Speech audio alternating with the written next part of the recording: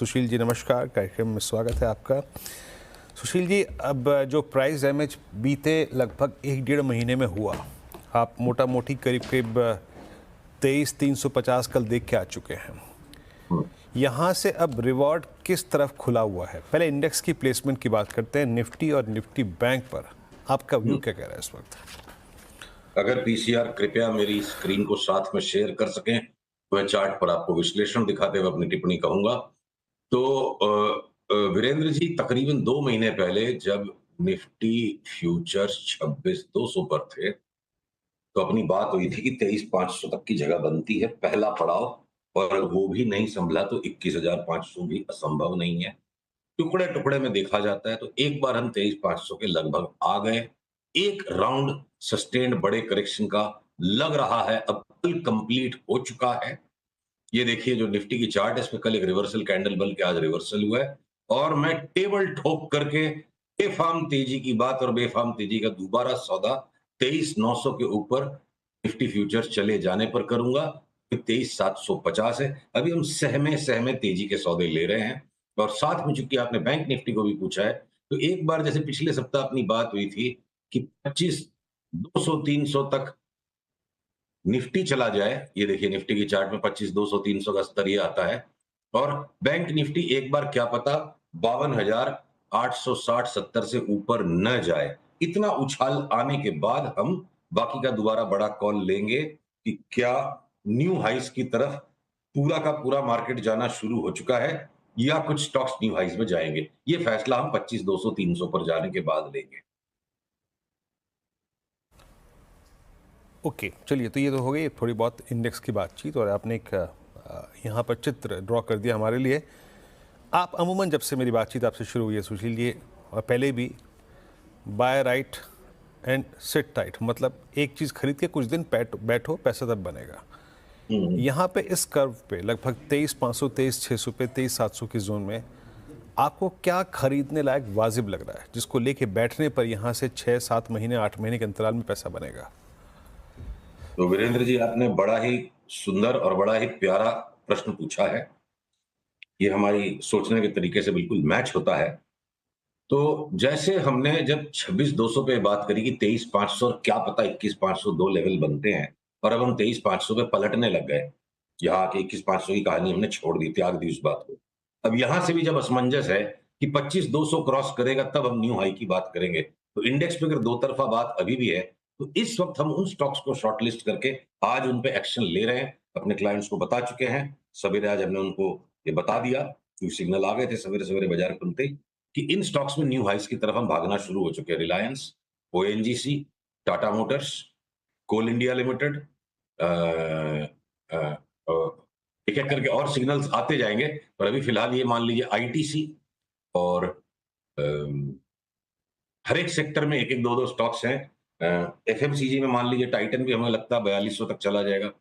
Hindustan liver भी new high पहुंच जाएगा, टाटा कंज्यूमर भी न्यू हाई पहुंच जाएगा। तो आगे और जैसे जैसे स्टॉक्स में बाई सिग्नल आएंगे हम उनको भी पकड़ेंगे। फिलहाल बहुत crystal clear picture in large caps में दिखता है। और आईटी के स्टॉक्स को, इन्फोसिस, विप्रो, इनको अभी हम बिल्कुल परहेज रखेंगे, इनसे दूर रहेंगे। इनका करेक्शन वर्कआउट ही नहीं हो पाया, क्या पता है लुढ़कते चले जाएं और बाकी के जिन स्टॉक्स की हमने लिस्ट आपसे शेयर की ये ऊपर चले जाए।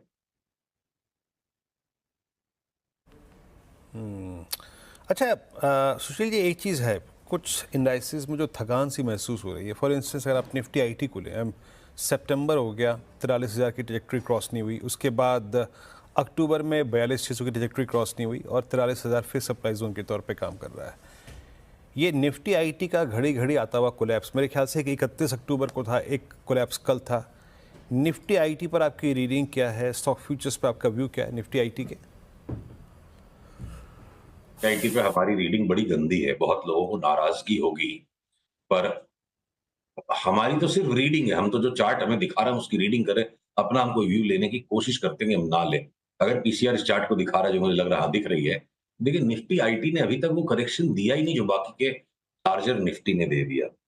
तो बाकी का लार्जर निफ्टी को डैम्पेन करने के लिए निफ्टी में जितना फॉल आया इंडिविजुअल स्टॉक्स में, अ, उसके बनिस्पत निफ्टी इंडेक्स में फॉल कम आया, वो कम फॉल का कारण था कि निफ्टी आईटी ने वो कमजोरी नहीं दिखाई, ये इठलाती रह गई ऊपर ही ऊपर। अब हमें लगता है कि बाकी के जो स्टॉक्स बुरी तरह करेक्ट हो चुके हैं निफ्टी में, वो जब घूमेंगे जोर से ऊपर चलेंगे, निफ्टी आईटी एक बार हाथ छोड़ दे और ये 42,000 वाला 32,000 भी हो जाए तो हमें कोई बड़ी बात नहीं लगती है।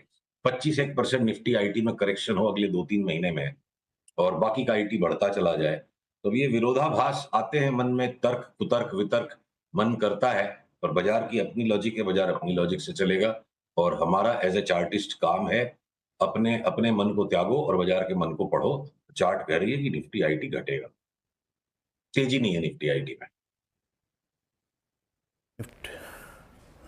निफ्टी आईटी में। अच्छा सुशील जी, अगर मैं बैंक निफ्टी पे हालांकि आपका व्यू जान ही चुका हूँ, अगर एक बैंक पे अगर आपका व्यू बहुत कंस्ट्रक्टिव हो, बहुत पॉजिटिव हो कि इसमें बैठा जाए पोजीशन लेके तो पैसा बनेगा, वो कौन सा होगा? और मोर स्पेशली आपका कमेंट एचडीएफसी बैंक पे क्या है? चलिए, एक जिस बैंक पे आज सवेरे बाई सिग्नल आ चुका है, वो है एयू बैंक। हमें लगता है कि एयू बैंक की अगर ये चार्ट मैं दिखा पाऊँ आपको, एयू बैंक एक बार हमें लगता है फटाक से वापस तकरीबन 785-800 हो जाए और उसके बाद वापस ये इस करंट लेवल्स हैं कि हम वापस से 550 के नीचे चले जाएँगे। फिलहाल हमें 800 का भाव लगता है एयू बैंक। छोटे वाले जितने भी बैंक्स हैं देखिए, वो जोर से चलेंगे और जो थकावट है इंडेक्स में, वो आपने ठीक पकड़ लिया बिल्कुल। थकावट जो 2 स्टॉक इंडेक्स के मिलके 50-52% बन रहे हैं, एचडीएफसी बैंक और आईसीआईसीआई, उनमें थकावट ही है।